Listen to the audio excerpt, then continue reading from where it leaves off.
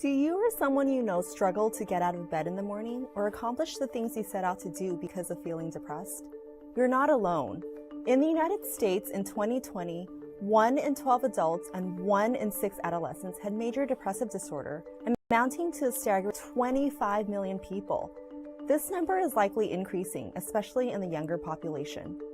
Worldwide, clinical depression is a top reason people are unable to attend school, go to work, and live the life they want to live.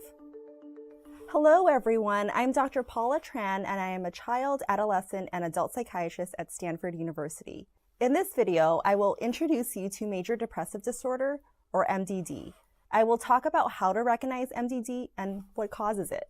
Before we dive into the specifics of MDD, let's take a look at how our moods change with time. On any given day, you may experience many different moods, represented here by different colors. The horizontal axis represents time, and the vertical axis represents how intense a mood is. Today, you might have woken up feeling excited to try something new, like surfing. Afterwards, you thought about an upcoming test or meeting to prepare for, and you started to feel nervous. Later in the day, you might have felt sad and angry after an argument. Emotions can change and even exist together throughout the day and week, but it becomes concerning when an emotion like sadness takes over the other emotions. We all feel sad sometimes, but when sadness stays and becomes a main emotion for more than 2 weeks, then you might have major depressive disorder. Feeling sad is a normal emotion. It's part of being human. But when you feel consistently sad and it starts to get in the way of things you want to do and how you function at home and at work and in your relationships, then it becomes a clinical disorder. What is major depressive disorder? Major depressive disorder describes a set of mental and behavioral changes that get in the way of a person's everyday life, how they do at school, at home, at work, and in relationships. These symptoms can be different from person to person, but at least 5 of these need to be present for at least 2 weeks. The first symptom is mood. Individuals with MDD can feel down or sad for most of the day, for most days of the week. The second symptom is interest. Often there is disinterest in things that once brought a lot of joy. The third symptom is appetite. Appetite is often affected. MDD can cause people to eat a lot more or eat a lot less. Sleep. Sleep changes are seen as well. MDD can cause people to sleep a lot more or sleep a lot less. Activity level. MDD can cause people to feel like they need to move around a lot, be really restless and even agitated, or they might feel that it's difficult to move at all. Energy. There are often reports of feeling really tired with low energy throughout the day. Guilt. People with MDD can have a lot of guilt without a clear reason. Concentration. There is often trouble concentrating or making decisions. Thoughts of death. MDD can cause people to have recurrent thoughts about death and dying. Suicidal thoughts and attempts can occur. Major depressive disorder in adolescents sometimes presents similarly as in adults, but oftentimes instead of a sad mood, there might be an irritable mood.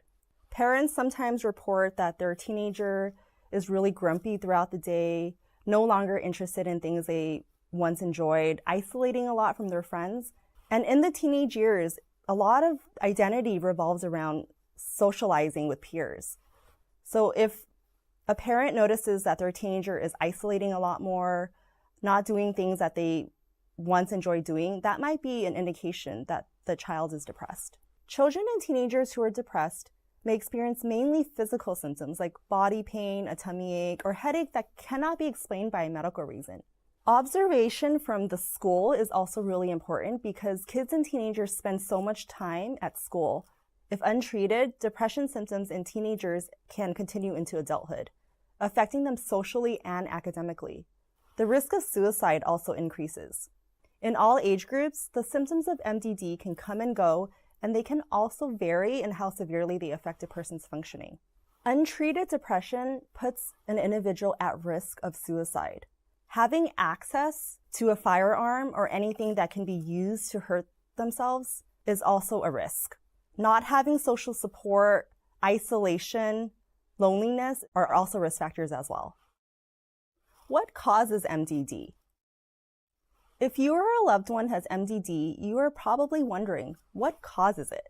The answer is not so simple. MDD is rarely due to just one cause, and often it is difficult to figure out what exactly caused it. Things that a person is born with, like their genetics and personality, can play important roles in increasing or decreasing a person's risk of developing MDD. Things that happen to a person, like loss or trauma, can also be risk factors.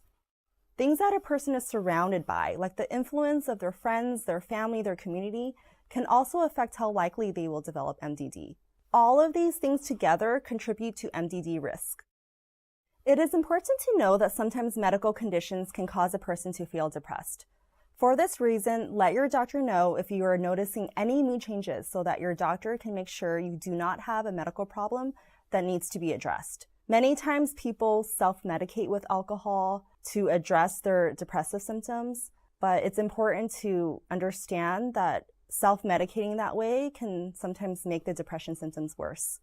Depression is not a personal choice, and people can't just choose to stop being depressed.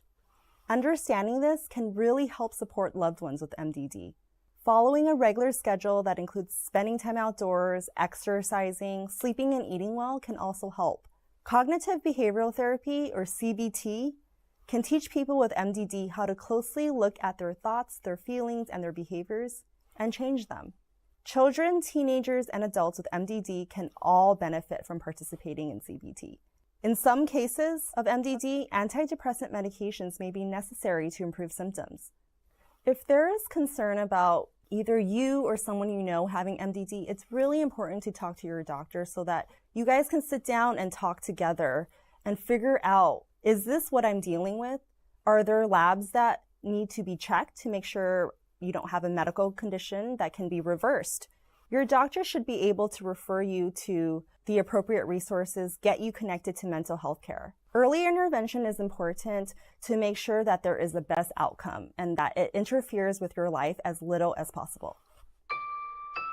Major depressive disorder is treatable, and the right combination of social support, lifestyle changes, and professional help can help people with MDD regain control of their lives. Talk to your doctor and seek professional help if you think you might have major depressive disorder. If you or someone you know is thinking about suicide, please call the National Suicide Prevention Lifeline at 1-800-273-TALK. That's 1-800-273-8255. Or text HELLO to the crisis text line at 741-741.